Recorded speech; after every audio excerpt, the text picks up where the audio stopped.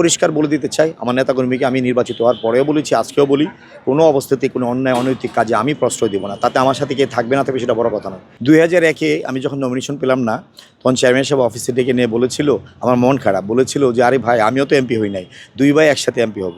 আল্লাহর কি অশেষ রহমত, কাকতালীয়ভাবে আমিও এমপি হলাম এবছর, আমার চেয়ারম্যান জনাব তারেক রহমান সাহেব এমপি হয়েছেন। এই স্মৃতিটা আমাকে সবসময় মনে রেখেছিল যে দুই ভাই একসাথে এমপি হব। আজকে উনি এমপি হয়েছেন, ইনশাল্লাহ আগামী পরশুদিন উনি শপথ নেবেন, বাংলাদেশের প্রধানমন্ত্রী হচ্ছেন। আল্লাহর কাছে শুকরিয়া জানাই, উনি যাতে সফল হন, আমরা ওনার সহকর্মী হিসেবে ওনার পাশে থেকে কাজ করব।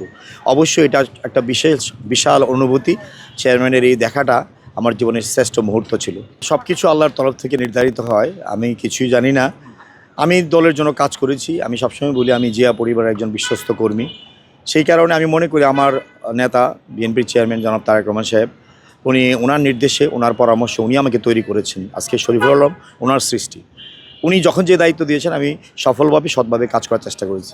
সামনে কি আসবে জানি না, যে কোনো সিদ্ধান্ত আসুক না কেন, ইনশাল্লাহ আমি আমার অবস্থান থেকে সততার সহিত, ন্যায় নিষ্ঠা এবং দায়িত্বশীলতার সহিত আমি সেটা পালন করার চেষ্টা করব।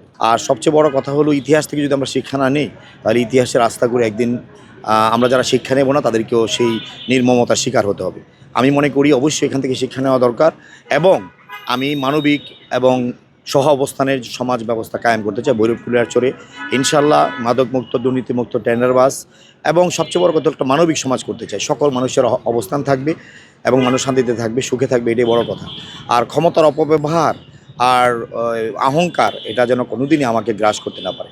আর আমি পরিষ্কার বলে দিতে চাই, আমার নেতাকর্মীকে আমি নির্বাচিত হওয়ার পরেও বলেছি, আজকেও বলি, কোনো অবস্থাতেই কোনো অন্যায় অনৈতিক কাজে আমি প্রশ্রয় দেবো না। তাতে আমার সাথে কে থাকবে না থাকবে সেটা বড় কথা নয়।